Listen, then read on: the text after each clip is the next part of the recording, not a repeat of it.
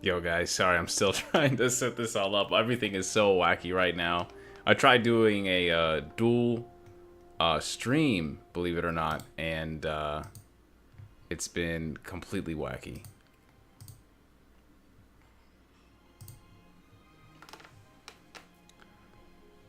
Still trying to get everything in here right now. Video capture. I think it's video capture. There it is. There you got a better, cool. Alrighty. So, I'll keep that for now. Man, I look so, I'm not used to having everything here. Man, so what I was trying to do, can you guys hear me okay? You guys hear me? Everything alright? Everything good? So basically what I was trying to do was, I was trying to stream also to Instagram. Because Instagram has been growing, like, really well. And what I wanted to do was dual stream to YouTube, and then on my phone, YouTube Shorts, and then on Instagram Live as well. And, oh man, it just seems like I don't know, I couldn't figure it out. For some reason, when I use the actual stream, this whole plugin on OBS Studio, which is what I'm using to broadcast, it's not letting me go or connect to Instagram, and I'm not sure. I'm gonna have to figure it out. It's gonna be like a whole thing where I figure out, study it, and see what to do. But that is not working, which sucks, but it is what it is, man. Let's go, family. I lost, what? Oh, man, dude, I am so freaking sorry, David. Dude, yeah. Damn, man. I'm sorry, my guy. I hope you're handling it as best you can. I definitely have never been in that situation. I've been in other situations that are really scary regarding self-harm or people that I know trying to self-harm, so I understand to an extent of the idea what you could be going through, but I just want to let you know, man, stay strong, dude, and I hope, man, I hope shit gets better, man. Yeah, man, it's really hard because, like, you know, I've gotten to a point where, you know, I used to be like really naive, especially like that's why like Star Wars has helped me so much, where regarding just like not taking for granted the things that have been like around my life anymore, because one thing I've understood a lot is just kind of from my past and everything, and now, you know, I'm making Star Wars videos, and Star Wars has kind of helped me not take things for granted, especially like in the now. There's a lot of people, especially with like content creators, Star Wars content creators, you know, that they're consistently like fighting one another, and it's really sad, I would say, you know, to see everything go through and everybody just kind of, you know, pick sides and choose sides. But when it comes to content creation and people making content creation, everyone's trying to get however many views or however many followers and subscribers and stuff like that. I think that everybody kind of forgets, like, to have fun or why they started. And you can kind of see that. You can kind of see how things like affect the community. And people will just continuously try to, you know, everyone has an agenda. I have an agenda. I just want to talk Star Wars and talk to people, and that's why I started making the videos, you know. But man, David, you know, I totally understand the pain of losing something that you appreciate, and I also understand of, you know, not getting what you want, you know. So that's why I've just kind of, really just kind of taken the time to freeze and chill out and relax and appreciate what's with me, because, you know, I have a couple thousand views for the shorts every single time I upload them. Sometimes it's like 100, sometimes it's 10, sometimes it's 2.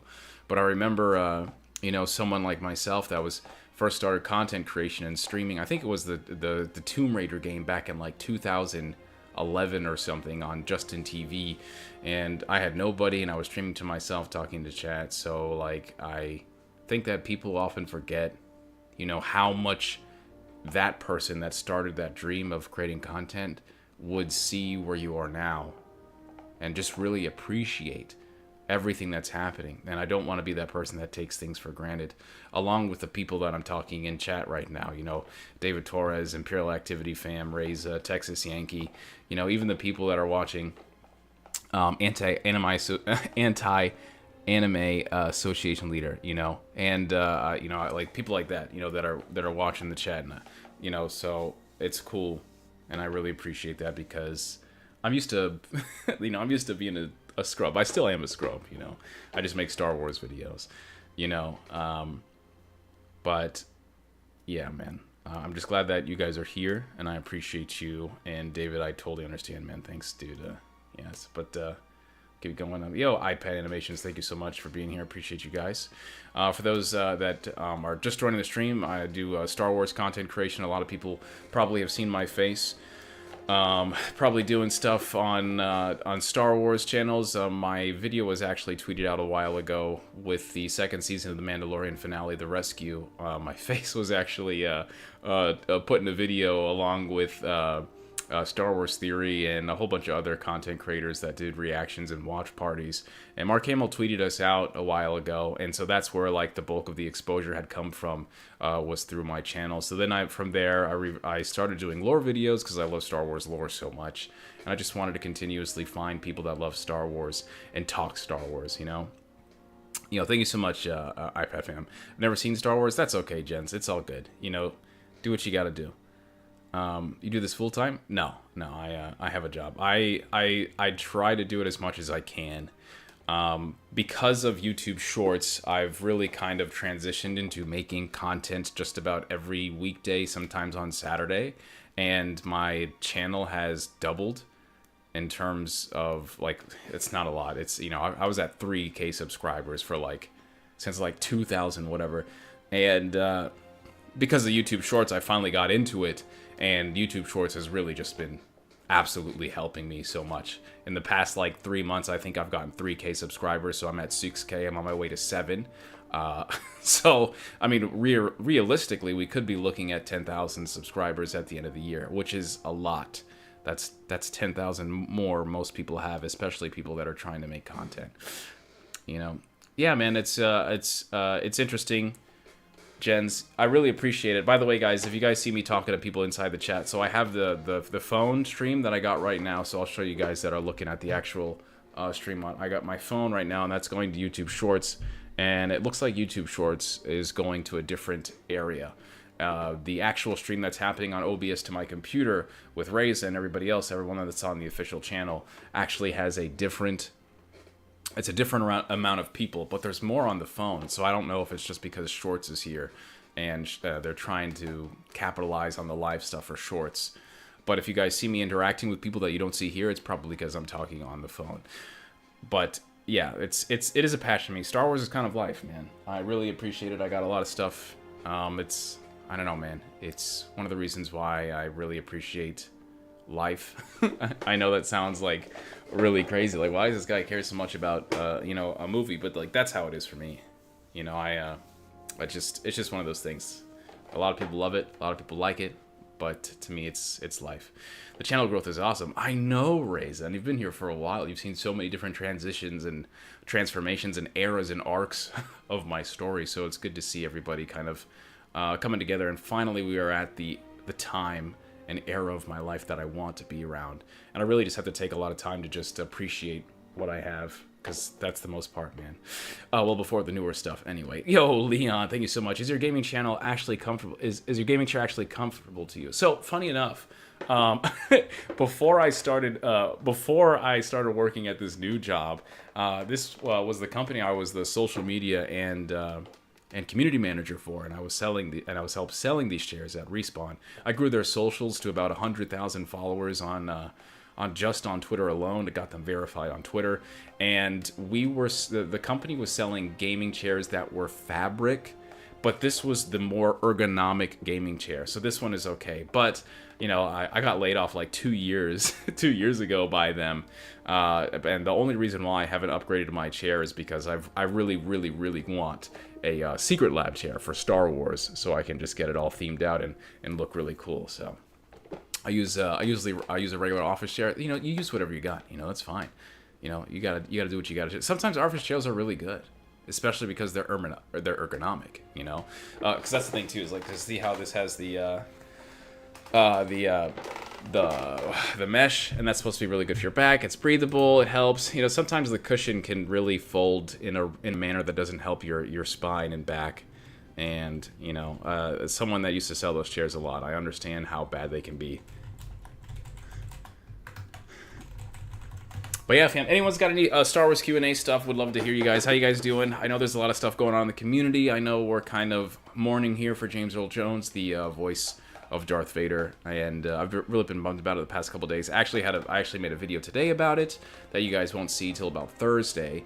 So if you guys have been keeping up with the shorts, that's what's going on. A lot of the older comics, the Golden Age of the Sith and the fall of the Sith Empire, man. I just got started reading again on the Dark Lords of the Sith, which is pretty good. I think it's about 4 or 5 issues. But that whole entire era of comics is so interesting because it starts around 1992, and I think it ends around 1998. And some of the issues, or some of the sagas, only have like 2 or 3 issues in the entire saga for Star Wars. But there's so much rich story, great ideas in there that you could see kind of influence the rest of the storytelling, the rest of Star Wars video games, and it's pretty sick, man. I love it. Did you like The Acolyte? I thought The Acolyte was okay. I don't think it should have been canceled. I don't think George would have canceled it. You know, I think that there's just a lot of crazy things happening right now in the entertainment industry, and when you put so much money into something and you don't see a profit, of course the plug is going to get pulled. But that's the difference between a company putting in money and a creator like George Lucas. I think that there was a lot of really great ideas, and I did appreciate a lot of what it did, but overall I did not like the show. I loved certain things that happened, and I really wish that they could have just, you know, continued the stories and fixed those problems in another season. But that's probably not going to happen, and it is what it is. Sudden Drop says, I actually stopped watching Star Wars when George Lucas passed? He didn't die, so I'm assuming you mean like pass it on. That's what I watch Star Wars anymore. It's not Lucas. I think I understand where you're coming from, but I also have to disagree because, you know, especially with like Star Wars Rebels, you know, or the first 2 seasons of The Mandalorian or Andor, you know, there's a lot of really great stories in Star Wars, and I think a lot of people, you know, they have certain very passionate views on Star Wars, and, you know, they either like it or they don't. But, you know, I heard a lot of the same criticisms when the prequels were coming out with episode 1, 2, and 3, and a lot of it is kind of the same critiques, so I don't really mind the stuff that I don't like. You know, I just try to do my best. If I don't like something, I move on, critique it, and that's it. I don't have to sit here and talk about it all the time. Texas Yankee on YouTube says, I've learned so much about James Earl Jones for the news coverage. How amazing that someone stuttered so much as a child, and he went from... Yes, that is crazy, too. It's crazy how incredible someone like that was, and that not only did he stutter, but he also was the main villain, you know, in cinema. Like, Darth Vader is literally, like, to so many people in the industry, is, like, viewed as the greatest villain of all time. One of the greatest characters of all time. This is a character that influenced so much in cinema. And then you find out that, you know, not only is the dude black, you know, but he also stuttered a lot.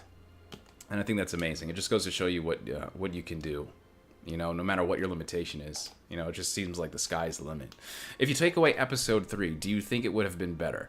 I think that in my opinion, if I was going to sit here and grade The Acolyte, I would say that the thing that ultimately was The Acolyte's undoing was probably the pacing, which I don't think was very good. And, of course, maybe the decision-making with the story.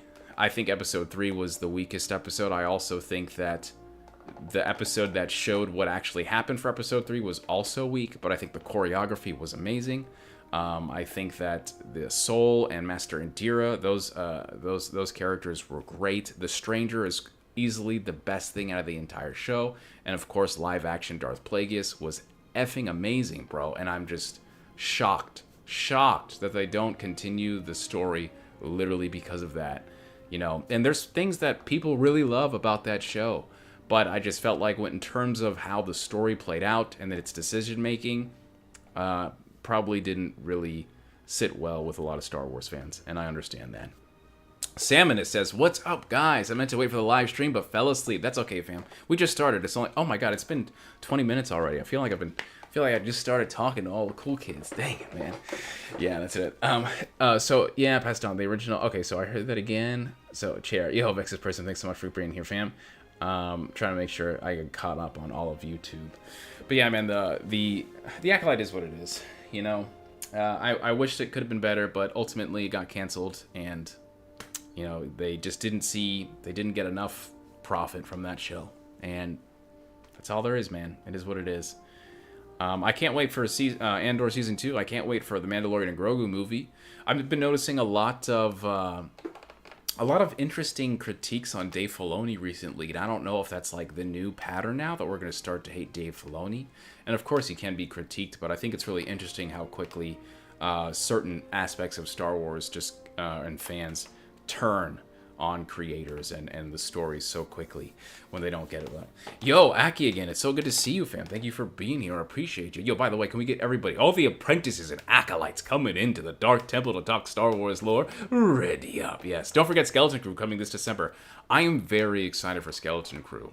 The reason why is because I feel like there just isn't a lot of 80s X stories recently, and it's not just like Star Wars, it's just like in the entertainment industry, there isn't a lot of stories that talk about like shaping the person as they go on. You know, I don't know if you guys remember like all the Saturday morning cartoons and things like that, like Teen Titans, you know, or Dragon Ball Z, even something like Yu-Gi-Oh, which is really Samurai Jack was another one, but there just isn't a lot of stories that take a young adult or a young or an older kid and help them shape who they're going to be for the rest of their lives.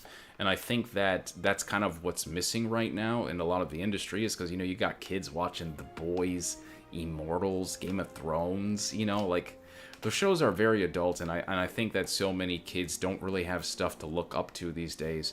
And I think that something like Skeleton Crew is kind of perfect, and if it can capture that magic, you know, that we all appreciated for those Saturday morning cartoons and stuff like that, I think that's going to be a banger. Texas Yankee says, "Are you doing a watch party for Skeleton Crew?" Yes, absolutely. We're going to do it. I don't care how bad the show is or what people are saying online. I'm going to watch it all the way through. And that's going to be the format. You know, we're going to, instead of the reactions like I used to do, what I started doing with the channel, before, how I started the channel before, it's just going to be watch parties, because watch parties are so fun. I don't have to edit anything. I could just sit here and talk, and that's the whole reason why I'm actually doing these live streams, so we can continue to cultivate the community, you know, and talk to people, and, you know, see that I'm not some fake person, because I get a lot of people that continuously think that I'm some AI voice when I'm talking when I'm creating my Star Wars shorts. And I think it's really interesting. So, yeah, man, it's actually wild and crazy how many people think that. But, yeah, really crazy. Yeah, man. We're gonna see, but I'm really excited for Skeleton Crew. I really wish I could play Star Wars Outlaws, but I don't know, man. The consistent changing for my console, bringing it over to PC. They just had an update, I think, for cross save, so I can play on my Xbox, save it, and then load it on my PC, and maybe that's going to be a better way that I can bring here. Imperial Activity says, yes, been there, I love these watch parties. Yes, absolutely, fam. Thank you so much for being here. I noticed that you changed your username and your logo, which I think is really interesting, because you've always been an Imperial type of guy, and I think that suits you really well. So I really like that. I think the branding there is on point, fam. Yeah, man, it's awesome. Also, so I'm gonna try to recommend like a book or something every single time I come in here and we have a stream. But so today, guys, I'm gonna be recommending this. Okay, this is the Warfare book. All right, this is the Warfare book. If you're a Star Wars fan and you don't have this, I think that you should get this. This is one of the best. This is one of the best books. It's one of the best Star Wars books. I'm a huge Essential Atlas type of guy. I have so many of them, and for those that don't know, basically there's like nine. There's like nine of them, and a lot of them are kind of like older. But one of my favorites is the Star Wars Essential Guide to the Force, which is also amazing. One of the earliest essential guides, and it just has so much lore. And this book, kind of like they've recycled a lot of knowledge from this book, not just from the previous canon, but also like the current canon as well. A lot of original ideas come from that book, and it's amazing. And also, one of my favorite, of course, that goes into planets, that goes into the galaxy, and that is the Essential Atlas. Okay? These are some of the best freaking Star Wars books. But I just picked up the Warfare one as well, and it just continues, man. They're just all so good. And if you guys are in public one day, or, you're looking around for like something on like the thrift stores that are close and local and stuff like that, please get them. Sometimes I think Barnes and Noble has them, but they don't usually have those older books, man. Those older books are very, very hard to find. Very, very hard to find. You're going to have to really try to find people. Don't forget Skeleton Crew. Yes, I'm not the biggest sequel trilogy fan, but Ben Solo is one of my favorite characters, says Leon. Yeah, I love Kylo Ren, bro. I don't give a shit what someone says, man. I love Kylo. I love Vader. I love Anakin. I love Mando. I love Kylo. Kylo's my dude. I didn't necessarily appreciate the sequel trilogy as much as a lot of other people, but I don't know, man. I think it's just because like Star Wars is kind of my life, it really is. And I see where people see like something terrible, I still see potential. I can see where it can be fixed. I can see where it can be corrected, where it can go, how it can improve. And even with the sequel trilogy, man, I just still think that there's ways that you can remedy whatever happened. Some people are just like, no, that's it, it's over. I'm not those people, man. I'll always continue to try to figure out ways how it can improve, but I love it. RPG source books, yes. RPG source books are amazing for Star Wars. I do have one of them around here. It is the Knights of Fate Destiny book, and that's one of the newer ones. But some of the best Star Wars knowledge books are actually the old RPG books. I don't know if you guys ever heard about the Star Wars Knights of the Old Republic Encyclopedia or the Star Wars Campaign Guide. So much of those guides. Oh, also the what's it called? The Essential the Encyclopedia of Adversaries. I have it. But it's the Adversaries book, which is also a roleplay book for Star Wars, and that has some of the greatest, coolest concepts for villains. You guys probably heard the Star Weird or the Nal. Those are all where they originated from, and I don't know why this thing is so crooked. I'm so sorry, guys. What do you think of the Thrawn Ascendancy books? So I think the Chiss Ascendancy books are okay. I do have the first one.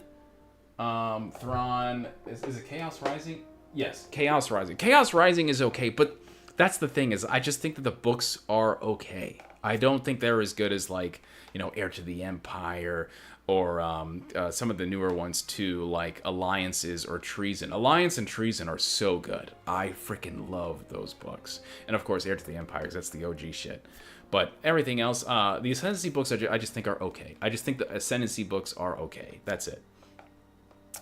The Western games, the books. Yes, the Western ones too. I love the future live stream about Star Wars geography, like the history of Coruscant, Alderaan. That is an amazing idea, Texas Yankee. I actually was probably going to start working on the Fall of the Sith Empire, because remember last time we had the PowerPoint, the lecture about the Sith Empire, the dawn of the Sith Empire, and the rise of power of the Sith. And I think a lot of you guys really appreciated that. So I'm actually going to construct the Fall of the Sith Empire.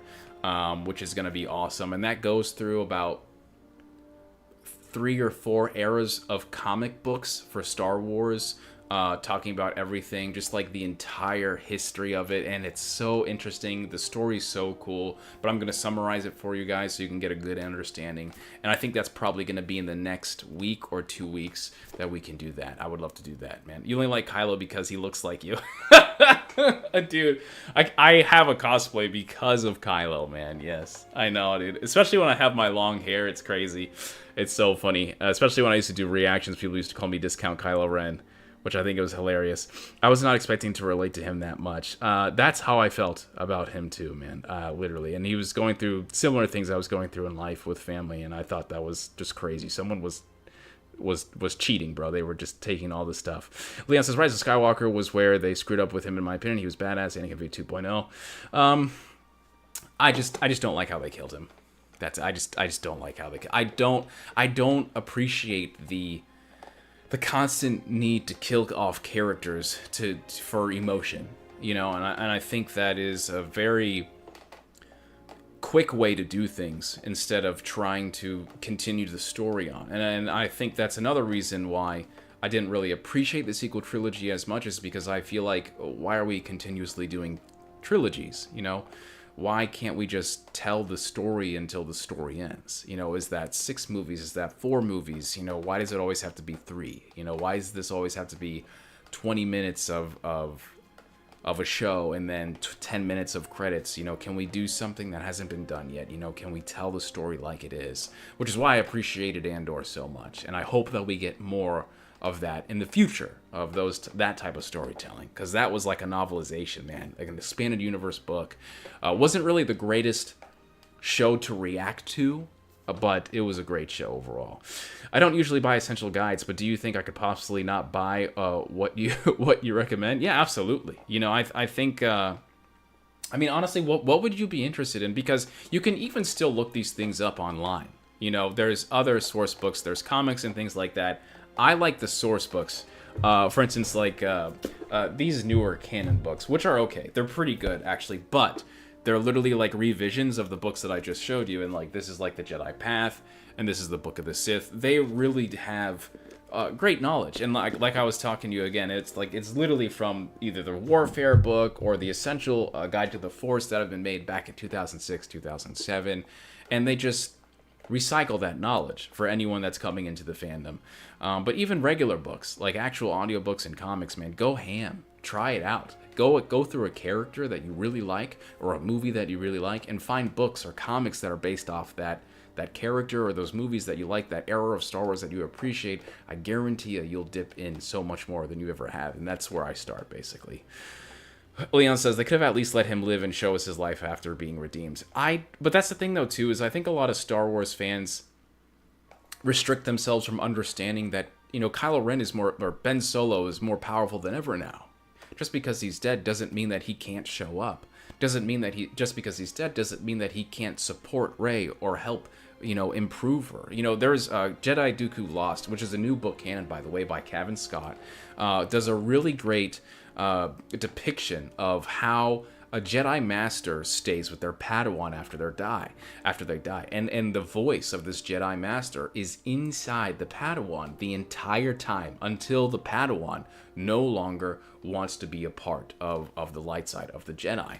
And who I'm talking about is Kathleen Kennedy. Sorry, I just read Kathleen Kennedy in there for David Torres. 1 second. Who I'm talking about is Asajj Ventress.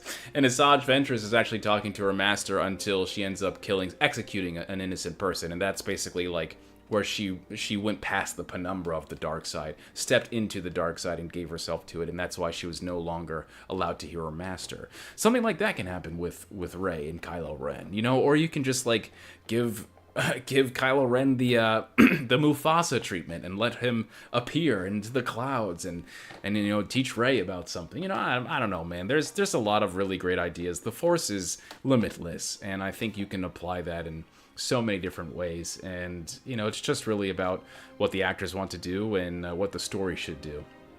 At the end of the day, man.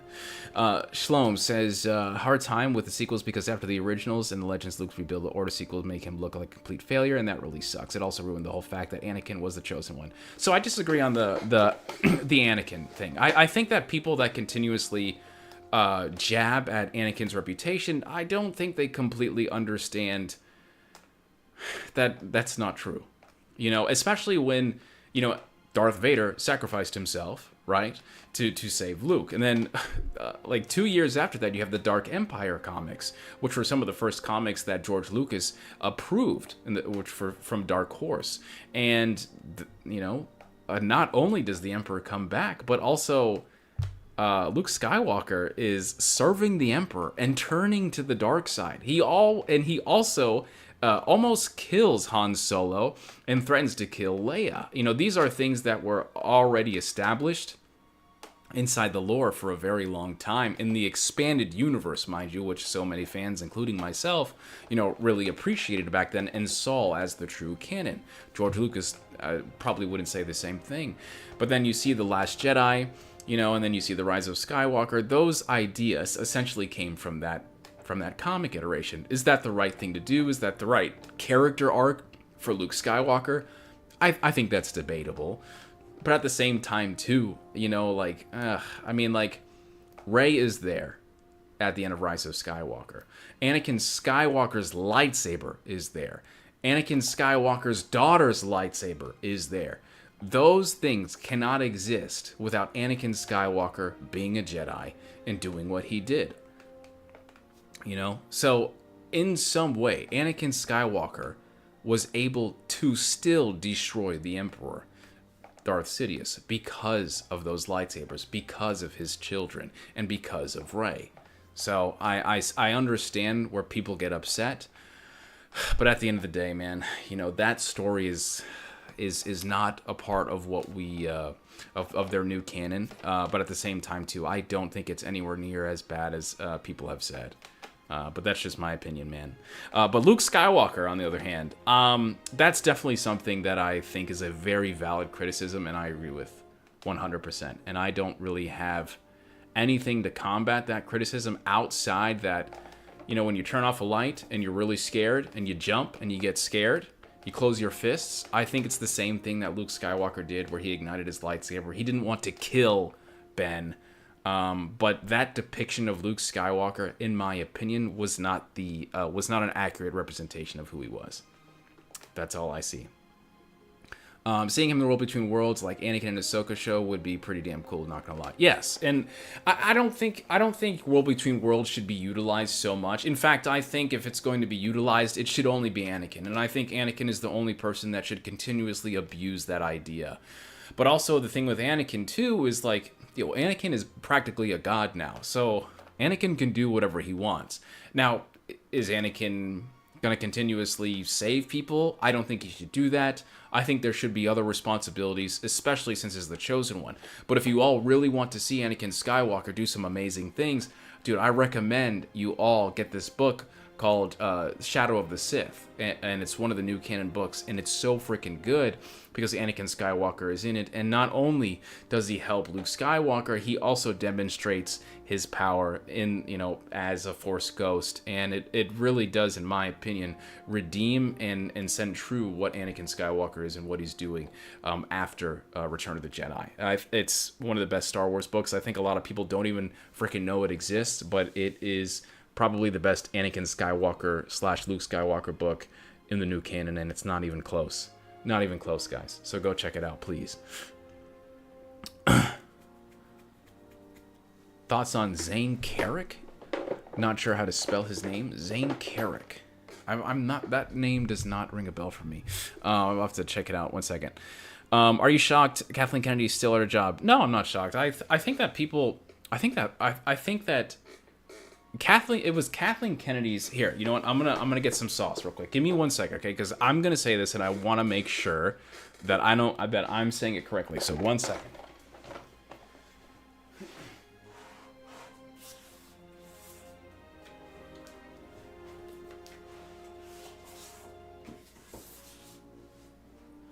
Okay. The reason why I'm getting this book is because I'm not defending bad decisions in Star Wars, but I will say this. I will say that when you continuously critique somebody, I think that if it's fair to also give them kudos and let them know, wow, this was a great job. What do we always consistently talk about that is really good in Star Wars Disney era, right? Star Wars Visions is amazing. The first season, I love the first season so much. The Mandalorian, first 2 seasons, amazing, godlike. I think Ahsoka is really good. Andor, godlike, peak, baby, I love it. Rogue One, amazing. Solo is so underappreciated. On top of that, that movie had so many reshoots and 2 different directors, and it still turned out pretty damn good.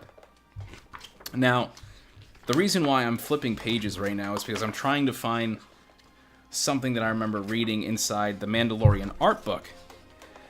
And you're going to have to bear with me here, but I want you to understand that most of these things, whether it's bad or good, are literally green lit by somebody. So it goes through in a whole... First, there is a pitch created. After the pitch is created, right? And this is coming from this Mandalorian book. After the pitch is created, someone says, cool, let's see what we can do now. And then there's probably like a demo or something. And then people fix the script and the ideas and something. And then finally, at the end of all this, when this is all done, it is shared with Kathleen Kennedy, right? So, in this book that is so freaking long, it's so I'm trying to find exactly where it says Kathleen Kennedy, but I want to make sure that I get it correctly, because if I remember what I read, this says here. So let's see. So maybe I'll just read the whole damn thing for you guys. So like millions of other children this summer of 1977, 10-year-old Jon Favreau of the Flushing Queens of Dungeons and Dragons and son of New York City public teachers, Star Wars with his dad. I was right there in a sweet spot, right at the age of the time that Star Wars surprised me. I didn't know it was coming. I didn't know what to expect. I went to the theater and my dad got my mind blown. And there was nothing really transcendent about different generations watching movies together. When you're loving it and your parents are loving it too, you're downloading the whole set of tastes. As you're forming who you are, you imprint upon these experiences. Even prior to Star Wars in the cinema, Star Wars creator George Lucas made a big impact on Favreau. My experience in 1997, coming off also being completely enthralled by American Graffiti, also George Lucas, which held forged to my taste in music. And Hot Rod's nostalgic culture that echoes in Swingers. I wouldn't be who I am today if it wasn't for the films of Lucas by any stretch. In January of 2008, with 3 directional turns of how under his belt, including 2003 Critical Role and commercial smash Elf, Favreau found his path intersecting with Star Wars once more. His first Marvel superhero, Iron Man, for Paramount Pictures, was mixed at Skywalker Sound, Lucasfilm audio post-production facility, located on the grounds of George Lucas's fabled Skywalker Ranch in Martin County, California. I'm getting to the part. I promise this is relevant, okay? I promise. So Iron Man, so we got Power Man. So Iron Man was very much influenced by Star Wars, and it taught me about the relationship with the source material, that there is way too much to honor people who have been with the fans, who know everything about it and still invite new people. While I was mixing at the ranch, Iron Man producer, Marvel Studios president Kevin Feige gave me the making of a Star Wars book by J.W. Rensler in 2007. I remember seeing how precarious everything felt on Star Wars and what it turned out to. And I remember how precarious Iron Man felt at the time and thinking, what if it's the same type of thing, or actually start something big from this, where we start actually something from big. Okay, so I was trying to get invited into the archives on Skywalker Ranch, where the original and prequel Star Wars trilogy props and costumes are stored. And I was at the ranch for weeks and couldn't get an invitation. Eventually, I heard word that they were going to let me come to the archives, and I went to Kevin Feige, who, by the way, knew every single thing in there. The curators were really impressed by him. So, simultaneously, Favreau and Skywalker Ranch, Lucas, and supervising director Dave Filoni were putting finished touches on the season Clone Wars animated series. I remember being invited to the Big Rock Ranch, the property of adjoining Skywalker Ranch, where Lucasfilm and headquarters, to meet Dave. Favreau said I showed Dave Iron Man, and he showed me the Clone Wars to me and my son Max, which we thought was really cool. I think was one of the first people, certainly first outside of the Marvel Iron Man, and I said, hey, if you ever want a voice, Favreau would go to play on various characters, especially Pre Vizsla, the Mandalorian leader of the Death Watch faction. So this goes on. I swear to God, there is the damn pitch thing here that talks about the whole pitch of the Mandalorian. Okay, here we go. Okay, so here this is where it is. So I dusted off some old ideas and characters from when I heard that Disney was going to be doing Star Wars, Favreau recalled. Those ideas included an intimate, character-driven narrative disconnected from the larger war of Star Wars, featuring a lone Mandalorian gunfighter redeemed by the child that he must protect.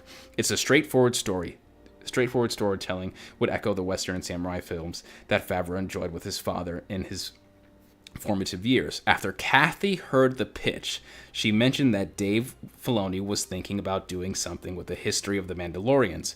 And I said, I know Dave. I love Dave. Finally, on November 14th, Kathleen Kennedy, Jon Favreau, and Filoni Beck, and Star Wars Rebels writer Chris Yacht got together at Kennedy and Marshall to hear Favreau's story pitch. The stories were something that I had been working on for a long time. I didn't know it would be for television, but I loved the idea of doing a story. After the fall of the Empire and Return of the Jedi, Lucasfilm art development, led by executive creator Doug Chiang, we all know him, were conscripted with the following day to complete several pieces of concept art's pitch. And so it just goes on to tell you. So that is the whole process of how they start. They have an idea and they listen to it. And so when a project says no, they're all saying no to it. They don't like it. When a project is said yes to, they all say yes. And Kathy is there too. So all the things that people criticize Kathy for because of these projects don't work, cool. But when these projects work, like a video game, like The Mandalorian, like Andor, like Rogue One, Kathy is saying yes. So that is the thing. You hear about it every single time she makes a mistake. You never hear about it when she says something good. And we would not have The Mandalorian and Andor and the things you love, which probably aren't a lot for a lot of people, but this is one of the reasons why. You know, I think everyone online continues to get on a side. Everybody chooses a side. But that's why you read. That's why you find these out, you know.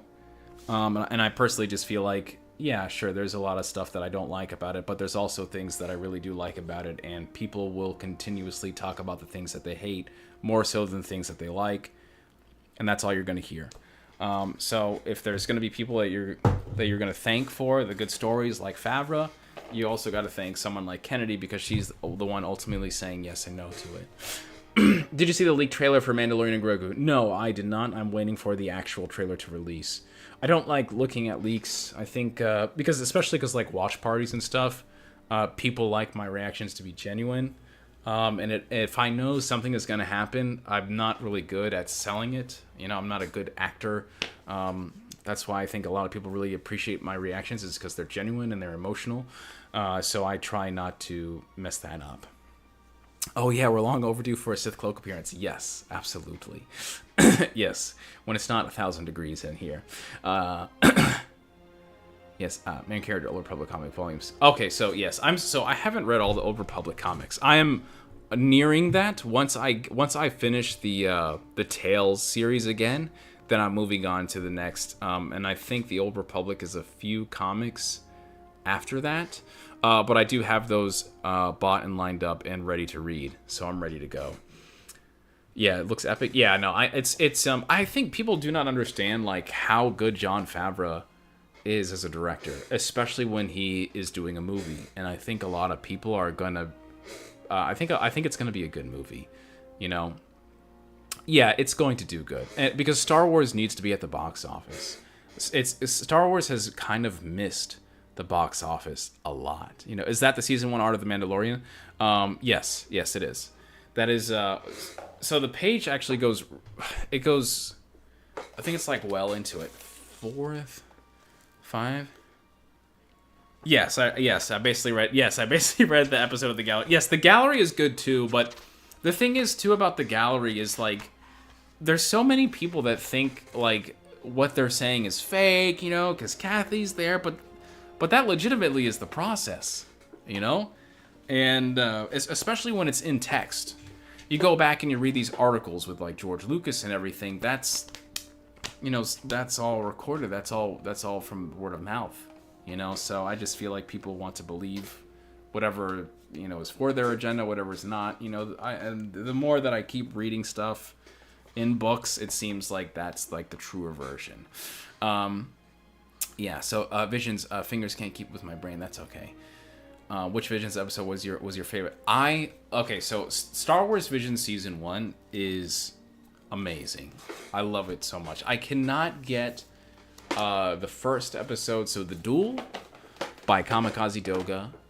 That one is amazing. I think that one needs to be turned into a whole series. I also love The Village Bride. The character F is amazing. She represents everything that a Jedi should be. That should be an entire series. The Ninth Jedi was like a freaking movie. I love The Ninth Jedi. I don't know, man. Star Wars Visions has got a lot. Even The Elder was really, really good. But I think the director retired or something. And I remember him talking about how he really loved this story because the two characters that he had in the story were, it was like his older self teaching his younger self. And he really, really, really would have loved to make it an entire series, but this was going to be his like last thing ever, his last project ever. And so he was just so excited to work Star Wars because Star Wars essentially inspired him to start doing animation. And it was really cool to see him do that before he retired. Star Wars Visions is amazing. I think that the Japanese anime studios have such incredible creativity, and I think that's a lot of stuff that you really can't get these days. They're just so talented. It truly is their life, and they put everything into it. And I really feel like if Disney Star Wars wanted to capitalize more on a lot of new canon animations, they really should be, you know, keeping a lot of these studios in Star Wars and making series, I think, for future generations. I think there's a lot of untapped potential there, but we'll see.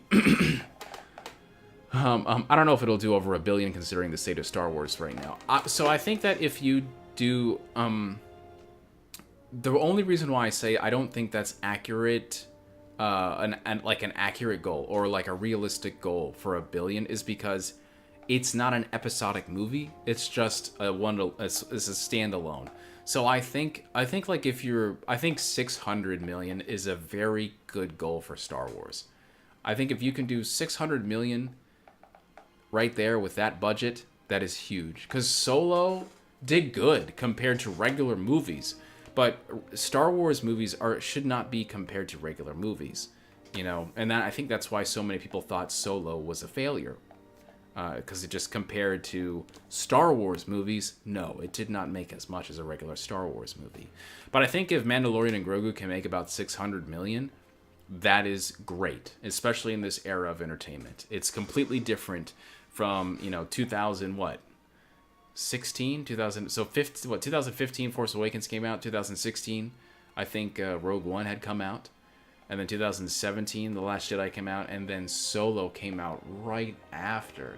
God, yeah. So I think that'll be a really good goal for them.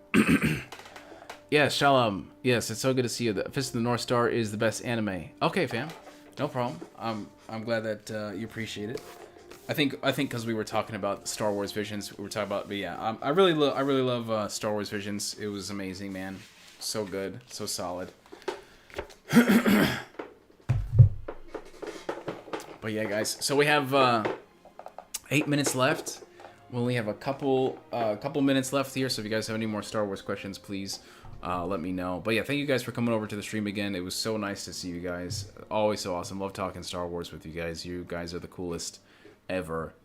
So I really appreciate you. We do this every single Tuesday at 8 p.m. So if you guys want to come back, make sure you please continue to follow the channel. Watch the shorts. Watch the Star Wars shorts, fam. They're so fun. And everybody's like been really liking them, which is really cool. But I can't wait to get to 7K. We're getting so close. Just a couple more hundred and we're getting there. What was Darth Vader's first line? So I can't fact check you, man. Oh, Darth Vader. Yeah, thank you, Reza. I appreciate it. It's so funny. I'm not gonna tell you his first line, but I will talk about how I think it's hilarious that there's a lot of people that will say that they're Star Wars fans and they will always say, Luke, I am your father. And I can't tell you how many people that I've encountered that say that all the time. Luke, I am your father. Luke, I am your father. You know? And it's so funny that when you watch the scene, he says, no, I am your father. I don't know where that started. But when you watch interviews and things like that, people, when they make fun of Star Wars, they always say, Luke, I am your father. And I don't know where it's, you know, because the internet wasn't around during that day. There was like interviews and shows and, you know, and late night TV and things like that. So I don't know where that transpired, you know? Yeah, it's so interesting. Like, I don't know how that happened, where that started. I don't know if it's because someone, like a writer, thought that was hilarious. Actually, I'm actually gonna search this up right now. What started Luke, I am your father?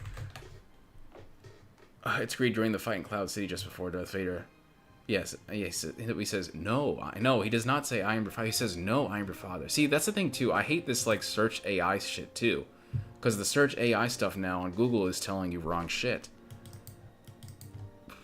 The line, Luke, I am your father, is often misquoted. Okay, here we go. So this was the other one. This is straight from Reddit. So I trust Reddit more than anything. Luke, I am your father's often misquoted from the 1980 Star Wars film. The line is actually, no, I am your father. Yeah, I know. I know, boy. I know.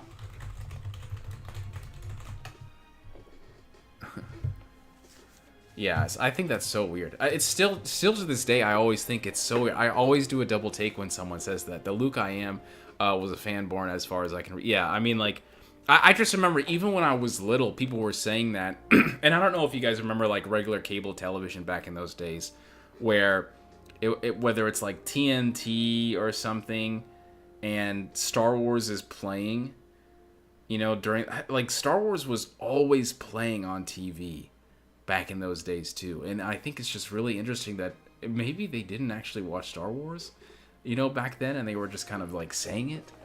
I don't know, man. I don't know.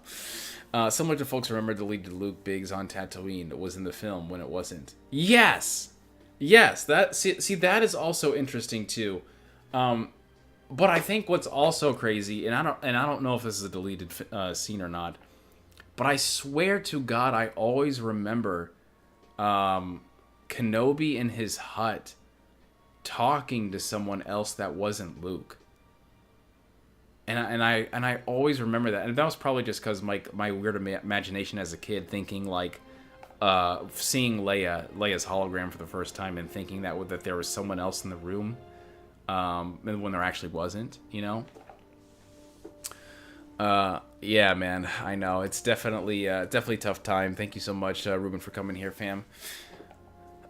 When, like, well, yes, no, yes, that's exactly what I'm talking about, Imperial activity. That's exactly what I'm talking about. It was just a bad memory. The way my mind distorted things when I was really young.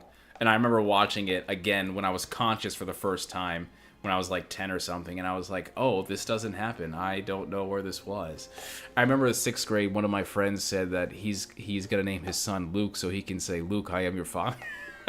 Yeah, dude. Dude, I think that's so funny. That is so crazy. Yes, and it was, and mind you, this was, so I remember this specifically when I was a kid, because I was like, oh, you know, Phantom Menace had just come out.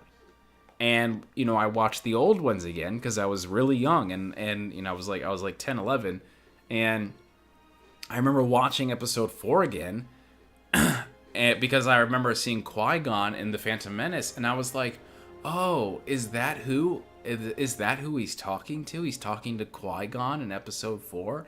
Because I was just a little shit. I didn't understand things back then. And then I remember watching the movie, and I was like, oh, this didn't happen. I'm crazy. Oh, okay. That was not the way. Dude. Yeah, no, I don't know if I could name my son Luke. I don't know. I don't want to be Anakin. I love Anakin. He's my favorite character, but I don't want to be him. No, I'm okay. Especially the way he treats his kid. I don't want to cut my kid's arm off. I don't think I'd want to do that. Yeah. All right, guys. 2 minutes. 2 minutes. Last questions. Here we go. 2 minutes. 2 minutes. Yes, Solo was completely underrated, man. Yes, absolutely, dude. Yeah, I'll probably, when it comes to, David, when it comes to the cloak, I'll probably do that for the watch parties. I'll probably do that, like, for every watch party that we do. Yeah, schooled in 1981 radio drama, then you about the, oh my god, the episode 8 torture scene, scary stuff. What the flip? That's crazy. Yeah, I don't know. Radio dramas must have been crazy back then, too. Sometimes when I go to libraries, they will have old radio dramas, which is really fun. But they are very hard to find. I sometimes when I go to thrift stores or garage sales, some people will have old audiobooks. I saw one of them that was Dark Empire the other day. I keep seeing the Jedi series everywhere, the Jedi Order series everywhere. So I'm not sure if a lot of like older fans didn't like that or what, or just some people don't realize what they have. Like a lot of people really like. But yeah, fam. But yeah, dude, it is that time. It is 9 p.m. Please, guys, remember again next week. Again, we're gonna have to do that. We're gonna have to do the stream again. It's 8 p.m. Hopefully, if the stuff is done, I can probably advertise that we're going to do the Fall of the Sith Empire and talk about that, because there's a lot of really cool characters that I want to get you guys into and educated, fam. It's gonna be sick. Do you guys believe in the Mandela effect? I think that Luke, I am your father is proof. Like, there are so many people that will continuously say, Luke, I am your father, all the time. All the time. It's insane. It's crazy. And I don't know where it started. I don't know how it started, but even people that, like, have never watched Star Wars will say, Luke, I am your father. And people that have seen Star Wars will say, Luke, I am your father. So, I don't know. That started somehow. Don't know where, don't know how, but that freaking started. Yeah, fam. Thank you guys for coming out, man. I appreciate you all. Thank you guys. Please go ahead, do your thing, follow, and please watch the Star Wars shorts on the channel, man. I love you guys, and I will see you next time. Please, please, please, please, please, please. Where is my opening? There we go. Bye, guys. Yeah, deuces, fam. See ya.